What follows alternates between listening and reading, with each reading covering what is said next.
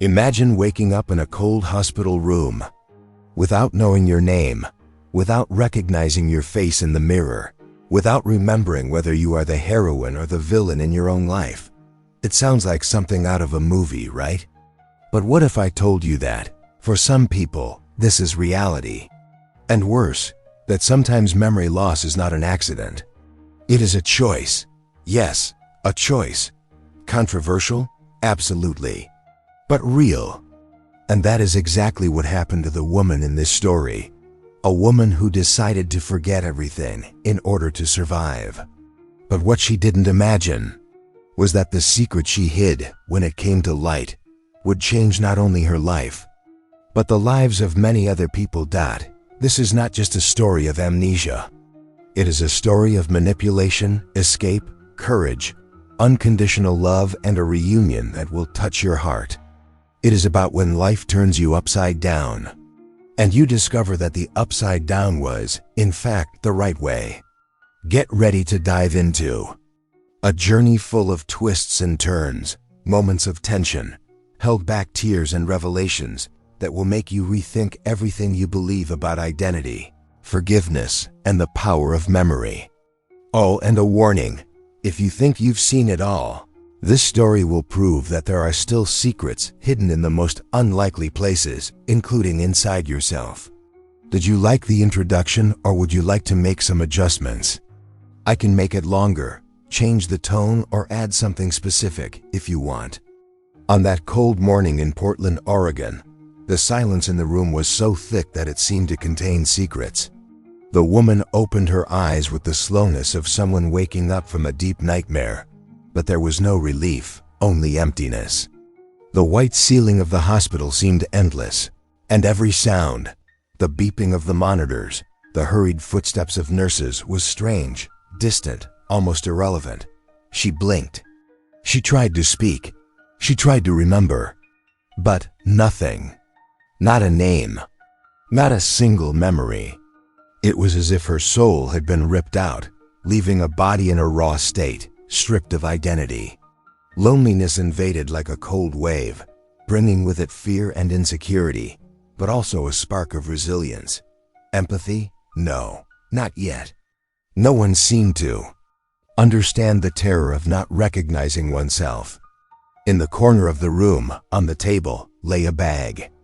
Inside, among unrecognizable items, a crumpled note with hurried handwriting.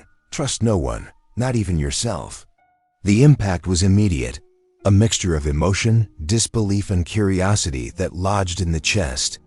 And so, a journey of overcoming was born, driven by a mystery where each missing piece seemed to hide more than simple answers. Her name to everyone there was Jane Doe, a temporary, impersonal, cold label, used by hospitals and police stations for those without an identity. But behind those frightened eyes there was more than confusion. There was emotional intelligence struggling for expression. There was a silent plea for understanding. There was a thirst for meaning. The nurse treated her kindly, but each word sounded like a reminder of what she was not. You are safe now. Could it really be? The mind, silently, began to work like an internal detective. The face in the mirror, unknown. The clothes, neutral, without clues. The absence of physical pain did not cancel out the psychological suffering, much less the feeling that something terribly wrong hung in the air. It was as if every cell screamed for a buried truth. And yet, the woman, whatever her real name, was decided to trust in something that seemed forgotten, but still alive: courage. The courage to look into the abyss of uncertainty and take the first step. Because sometimes you only move forward when everything you are disappears. The nurse left, leaving the door ajar. The smell of disinfectant in the air, the artificial flowers on the dresser, the thick blanket over her legs, everything made up a scenario of manufactured normality. But it was impossible to ignore that note. Don't trust anyone. Not even yourself. The phrase repeated itself like a haunted echo, planting the seed of doubt. Had she committed something unforgivable? Was she involved in something dark?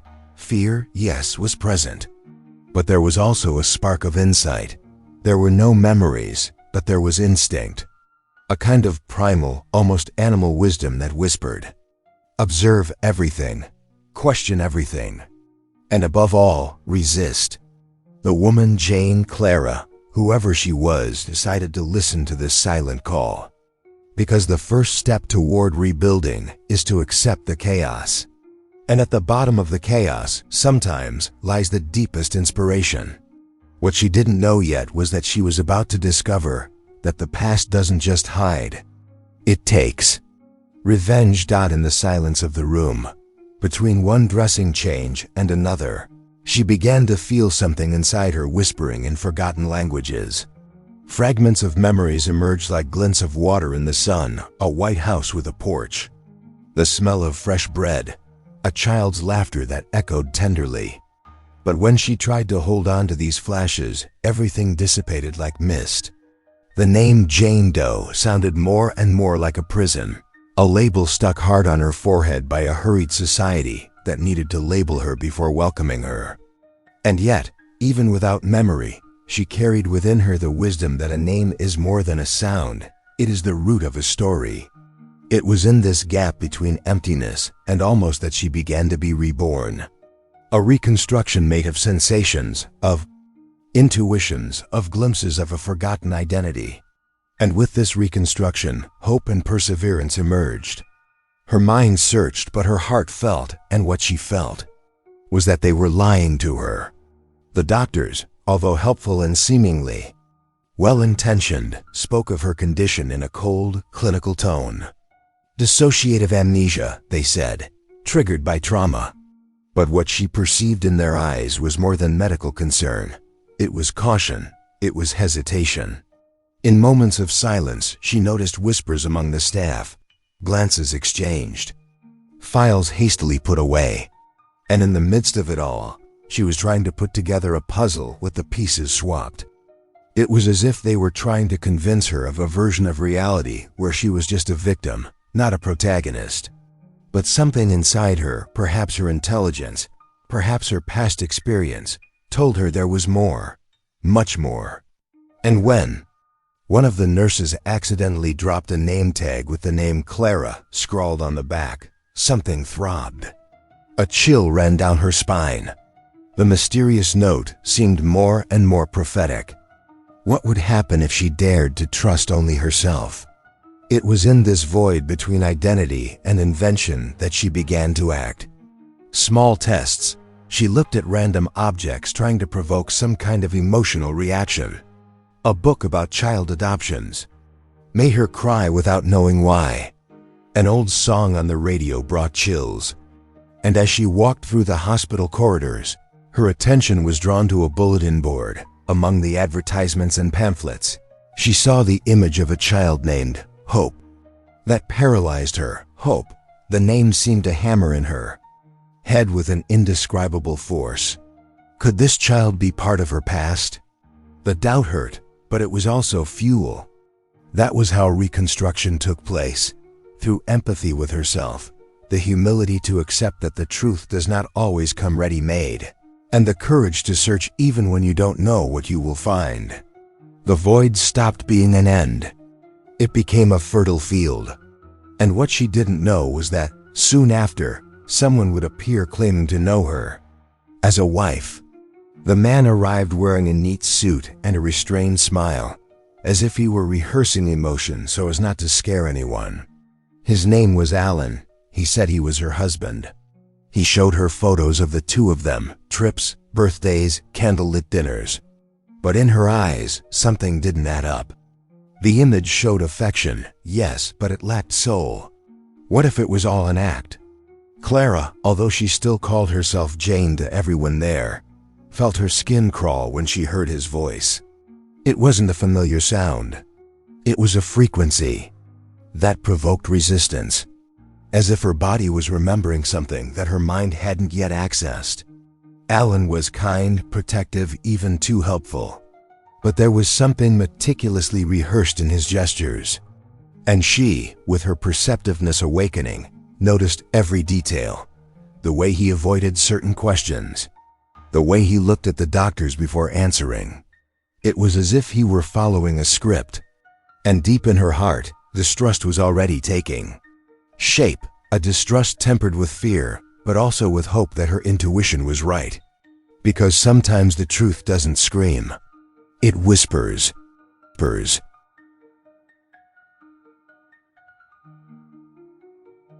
Alan said that the accident had changed everything, that she didn't need to remember it now, that the most important thing was to rest. But the more he talked, the more Clara felt she was being held back, as if she were too dangerous to remember. One night, while she was pretending to be asleep, she heard him talking on the phone. She doesn't know yet. But if she suspects, everything will fall apart. That was a punch to the soul. The trust, already fragile, vanished like sand slipping through her fingers. Understanding? There was none. Love? Maybe the pretense of it. Kindness? Only the manipulative kind that is used as bait. Clara began to write everything down mentally, as if she were reviving an old dormant skill. She began to test Alan. She asked simple questions, then repeated them in different words. She observed the inconsistencies, the wisdom that sprang from. The pain said, where there is contradiction, there is a lie. And where there is a lie, there is something that needs to be discovered. But what tormented her most was the irrational feeling she felt when she looked at him. Fear. A deep, instinctive, inexplicable fear. A fear that did not arise from the unknown, but from what was forgotten. To the world, he was the devoted husband. To her, a dangerous unknown. And it was in this space between appearance and truth that one of the greatest proofs of her emotional intelligence was born, trusting what she felt, even without proof. It was not just an instinct. It was the wisdom of the soul crying out for survival.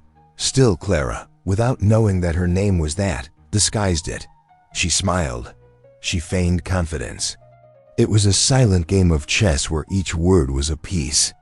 Every day, she felt an inner strength grow, a combination of altruism for protecting herself and possible innocence, and courage for not giving in to the comfort of ignorance. The power of kindness does not reside in naivety, but in the clarity of those who see other people's intentions and still choose to act with dignity. Alan, however, began to notice his change. He became more controlling, more present, more vigilant. And it was during one of those nights of silent tension that she heard a voice. Not Alan's. Not from outside, but from within. And that voice whispered a name that would change everything. The nights grew longer. More silent, more dangerous. Clara, still a prisoner of the name Jane, began to hear voices when the house fell into darkness. At first, they were distant whispers, almost indistinguishable, like echoes of a forgotten conversation. But as the days went by, the sounds intensified. They came when she least expected them, during her bath, when she was cutting an apple, or even at the moment she closed her eyes to try to sleep. A feminine voice, familiar but indecipherable, called her name. Not Jane, Clara, and it made her shiver. Was she going crazy? The doctors said it was normal. Auditory hallucinations are common in cases of trauma. But something in the intonation of those voices carried affection, urgency, as if they were coded messages from a previous life. Loneliness was her only constant companion. And in that solitude, something powerful began to emerge.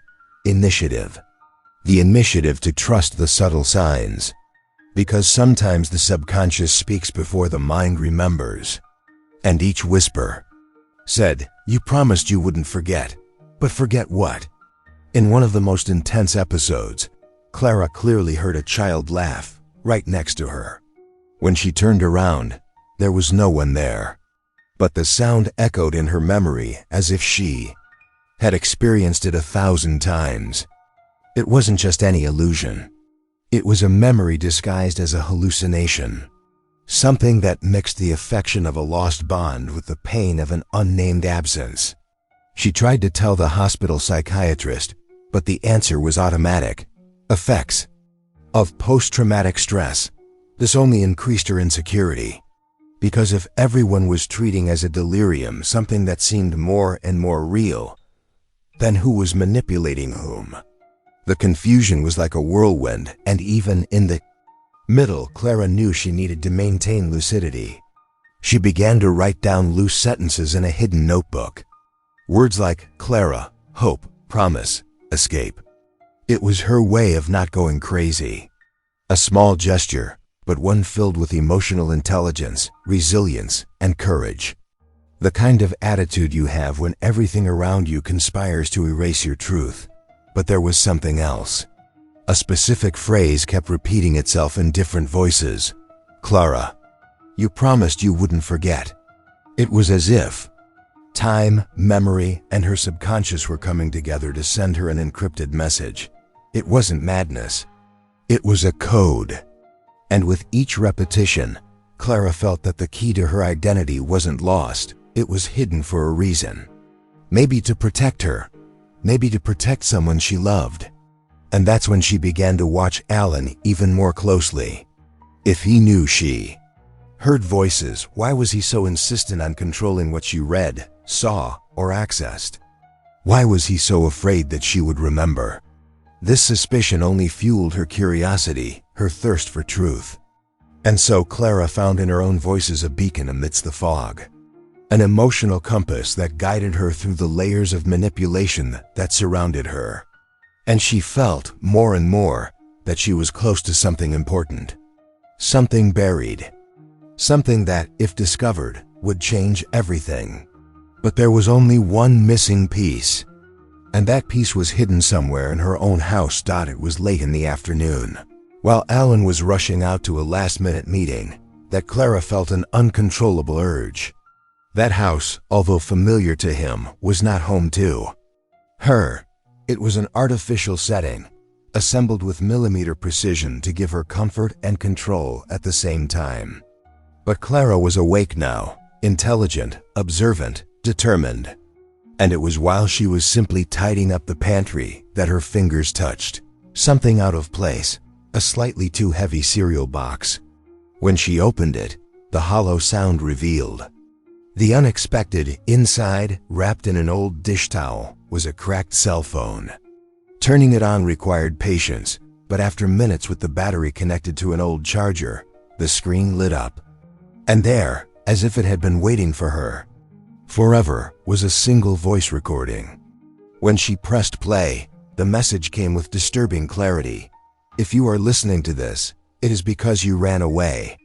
But what you hid is still there with you. Her heart stopped for a second. What had she hidden? The message had her own voice, although it sounded firmer, more confident, perhaps more desperate. It was as if she was speaking to the future, as if she had left clues for herself. Clara realized then the power of emotional innovation. When you can't trust anyone, you need to create alternative routes of trust within yourself. A gesture that mixed altruism, honesty, and hope. If she had had to flee, then something or someone was threatening her. But why hide a cell phone in a cereal box? The answer was obvious. Desperation. Intelligence. Initiative. The device was old. Almost useless, but that single recording was worth its weight in gold. And now she knew someone had helped her. Maybe she herself had planned it all. Maybe she was closer to the truth than she had ever imagined. The fear that had previously paralyzed her now became fuel. Because the pain of forgetting was immense, but less than the pain of betraying herself. And Clara wasn't going to allow that.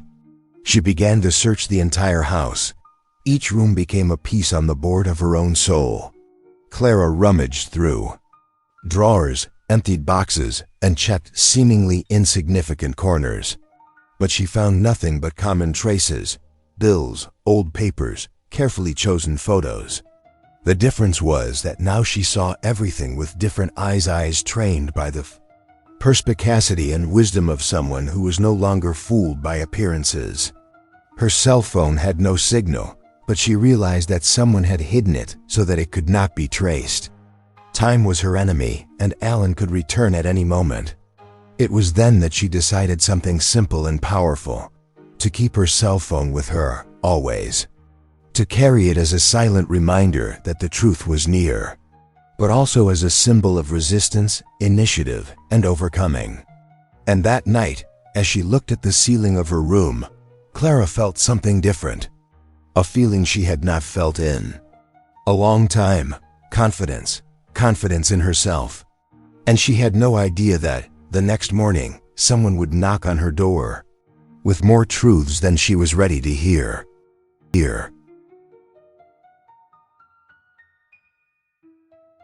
It was midnight when the sharp sound of 3 knocks on the door cut through the silence of the house like an unexpected thunderclap. Clara, still with her cell phone hidden under her pillow, froze. Alan wasn't there. He had left, saying he would be out for the night because of an early hearing. The clock read 03, and a woman was calling her name, not Jane, but Clara. The voice was firm, urgent, almost familiar. Hesitantly, Clara approached the door without opening it right away. "I'm your friend. You don't know me yet, but you left me instructions to meet you." Her blood ran cold. Who was that woman? Why was she speaking as if she were fulfilling an agreement? But there was something in the visitor's eyes, affection mixed with pain, compassion wrapped in courage. The kind of look that only those who have faced their own darkness can carry. Clara opened the door, and there, in the darkness, she met Mia. Mia entered without ceremony, but with extreme respect. She took off her coat, looked Clara in the eyes and said, "You asked me to come when you found your cell phone." There was raw sincerity in her voice. She pulled a worn notebook from her purse. In it were photos, notes, newspaper clippings, and a handwritten letter. It was from Clara. To Clara, the handwriting was the same as the woman's on the note at the hospital. The same as the note in her purse. Everything was starting to connect. Mia told her that they had met 2 years ago during an undercover investigation. She told her that Clara had infiltrated an illegal adoption organization and was close to dismantling it, but something went wrong. And to protect herself and someone very special, Clara had made the most radical decision of all, to erase her own identity. The room was shocked. It was too much truth for a wounded heart to absorb at once. But Mia looked at her firmly, with understanding, with the kindness of someone who knows the pain that is about to emerge. Clara wanted to deny it. It was easier to say that Mia was wrong, that it was all just a cruel mistake. But deep down something in her was crying with relief. It was as if a puzzle was being put together by invisible hands, and finally some of the pieces were fitting together. The feeling was contradictory: fear and hope, insecurity and liberation. Mia held her hand and said in a trembling voice, "Your name is Clara Whitmore, and you are much stronger than you think." At that moment, a film passed before Clara's eyes, or rather, flashes, a folder with documents, a child's face, the sound of a car crash, a promise. Everything came back little by little. And in the midst of that avalanche of revelations, a question hung in the air. Why did Clara choose to forget? And what had she left behind that required so much sacrifice? Mia paused. She took a deep breath and said, "You didn't lose your memory, you hid it. And now, it's time to remember." And what Clara would discover next would break her heart. The room became a temple of revelations. Clara, still trembling from the impact of Mia's words, felt as if the air had thickened, as if every molecule carried memories that were now approaching in waves. Mia opened the notebook again and pointed to a photo. Clara wearing a dark blazer, reading glasses, and a determined expression. She was not a vulnerable woman. She was an agent, an undercover criminal investigator. And that explained everything: the instinct, the irrational fear, the hidden courage that insisted on emerging. Clara had hid herself in the belly of a clandestine organization involved in illegal adoptions, information trafficking, and emotional laundering. And most frighteningly, all of this under the guise of child protection. It was in this ambiguous terrain between good and evil that she lived for years, until she discovered something too big. Something that would cost her life if revealed. And then, in an act of almost insane courage, she erased herself to protect the truth. And someone very dear to her heart. Little by little, her memory returned as if dancing on the edge of an abyss. Clara remembered the night she had recorded the message on her cell phone. She remembered her shaking hands, her suppressed tears, the phrase she repeated to herself. It's for her. She still didn't know who her was, but she felt that she was the reason for everything. The renunciation, the escape, the erasure. Mia explained each detail carefully, without rushing, but Clara wanted to scream. She wanted to run to the mirror, face herself, demand an explanation from herself. But there was something that weighed. More than any revelation, guilt. The feeling of having lost herself. Of having chosen to forget instead of fight. But then, Mia reminded her of something essential. Sometimes, the greatest form of resilience is to allow yourself to start over. Forgiveness begins at home, in your own heart. And there, in the midst of that storm, a new kind of love was born. Self-love. The love that rescues. That doesn't require memories to exist. And Clara finally understood that forgetting had been a protective mechanism, not a weakness. Understanding all of this required an almost superhuman emotional maturity. But Clara was no longer a blank slate. She was a woman made of layers, scars, codes, and purpose. Now she understood why she had always been suspicious of Alan. He was part of the operation. It was no coincidence that he had appeared as her husband so quickly.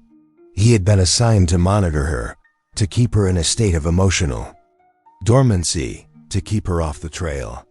What Alan did not know is that Clara's wisdom was written in every gesture, every strategic choice she made before everything fell apart. She had left traces like a game of crumbs for herself, because, deep down, she believed in her own humanity. In her capacity to love, to resist, to regenerate herself. And Mia, by recovering these memories, was not only giving her back an identity, she was giving her back the power of kindness, collaboration, generosity. Clara was not a victim. She was a hidden heroine, a woman who had chosen to lose everything to save someone. And that someone was closer than she imagined. In a hidden envelope, Clara would find the final key. The next morning, her eyes still burning from so many revealed truths, Clara searched the house with a new kind of energy. It was no longer the curiosity of someone groping in the dark. It was the visceral urgency of someone who knows what they are looking for, even without knowing exactly where it is. At the back of a locked closet, behind a pile of towels, she found a small wooden box. Inside, among torn letters, was a time-worn photo. A girl with bright eyes, a wide smile, brown hair tied in pigtails. On the back, scribbled by hand, Hope. 4 years old. Clara felt the ground disappear beneath her feet. Hope, the name that had been pulsing through her mind for days. That child was her daughter. The emotion was immediate. The tears fell without asking for permission. The memories came flooding back. The birth, the first bath, the smell of talcum powder, the sleepless nights. Everything came back, not like a movie, but as raw, real sensations. The pain of separation came back with it. And Clara understood, with all the strength of her heart, the reason why she had chosen to forget. Hope had been taken from her, not as punishment, but as a silencing maneuver. Clara discovered, in her last days as an active investigator, that the organization involved in illegal adoptions was using children as currency. And when she threatened to expose everything, she received the lowest possible blow. They took her daughter. That was when she made the hardest and bravest decision of her life, to erase herself, to protect Hope. She created a plan that involved disappearing, False documents, risky alliances, and immeasurable sacrifices. Mia, the only person she trusted, was tasked with keeping the clues and at the right time, bringing them back. Now, looking at the photo, Clara felt the weight of every second away from her daughter. But she also felt a love so powerful, so absolute, that it gave meaning to every pain she experienced. There, sitting on the floor with the photo in her hands, she understood something profound. True love is not made of constant presence, but of decisions that protect, even if that means disappearing. Hope's photo became more than a memory. It became a calling. Clara knew she could no longer put it off. She had to find her. She had to fix what was broken. She had to reconnect with the part of herself that had been ripped away. And in that decision, there was not only hope, but also purpose. Clara got up from the ground as if she had been reborn. She grabbed her old cell phone, Mia's notebook, the hidden documents, and set about a plan, finding Hope, gathering evidence, unmasking Alan, and the entire system behind him.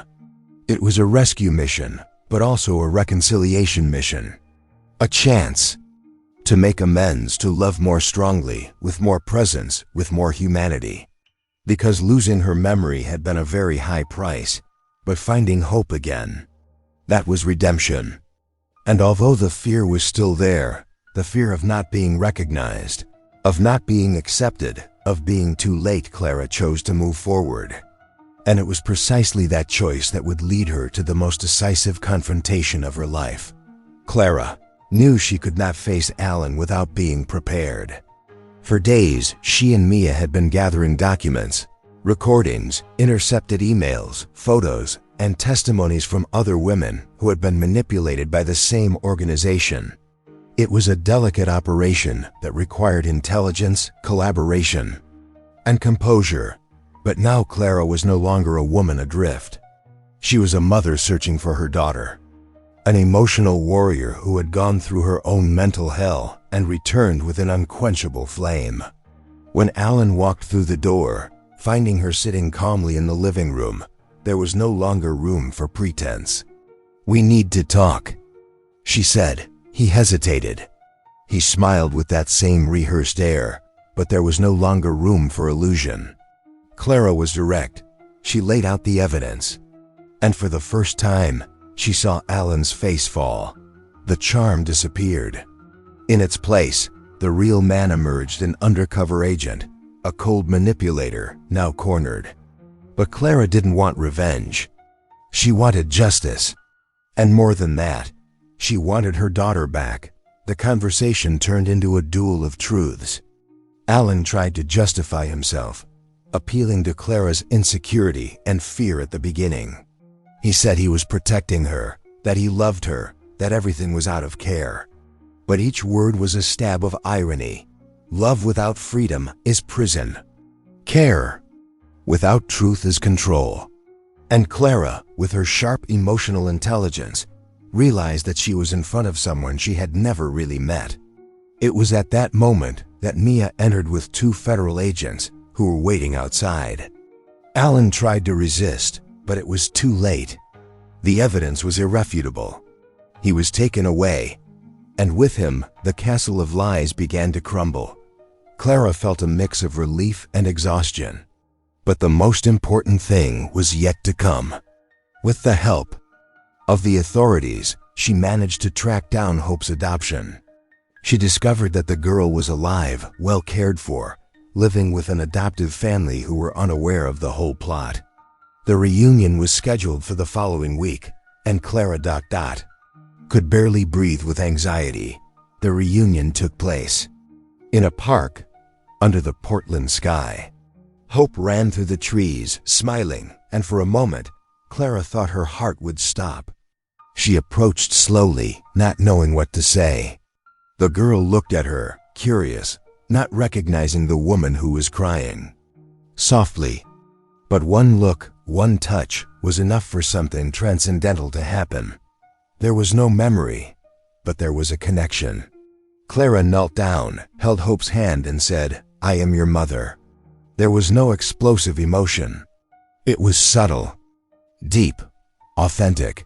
Hope, with the innocence of pure souls, simply replied, "I know." And in that moment, all the pain dissolved.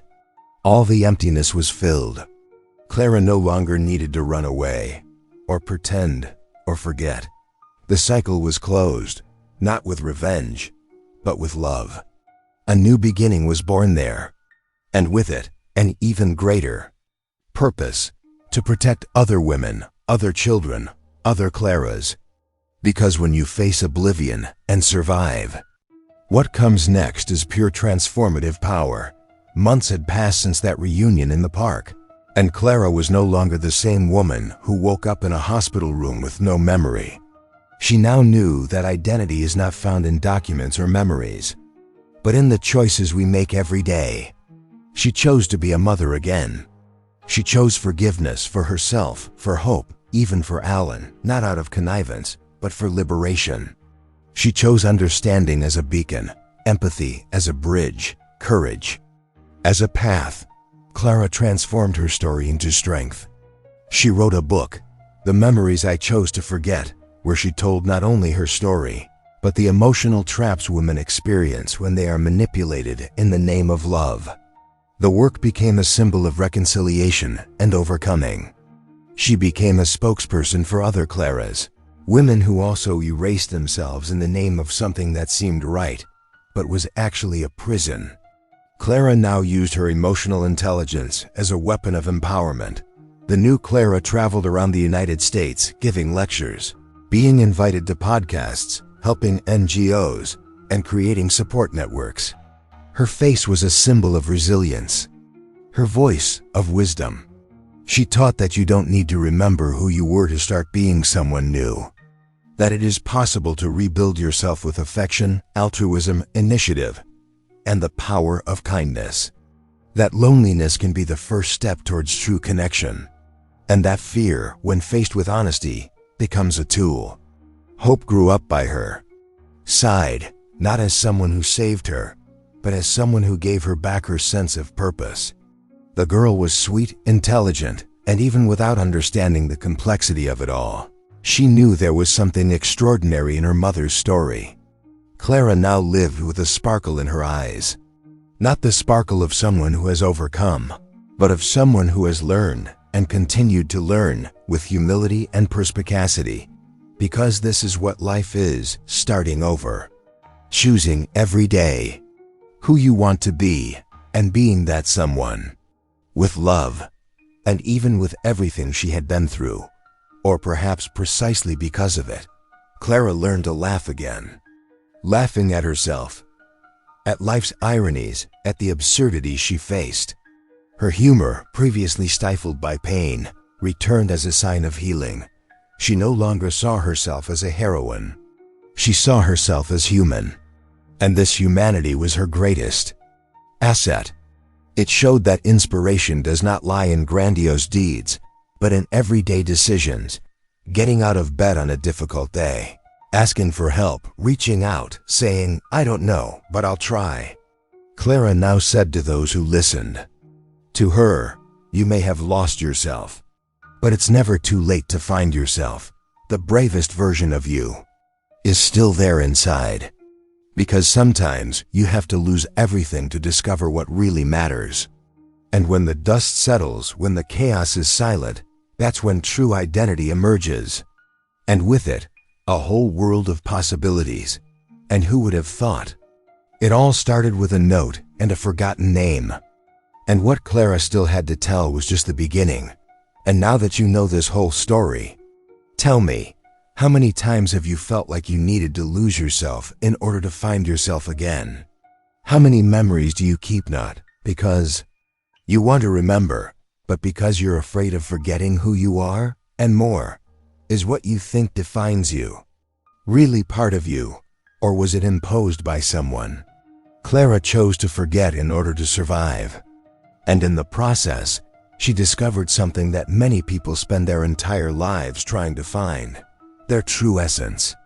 She faced fear, insecurity, loneliness, and still had the courage to start over. What about you?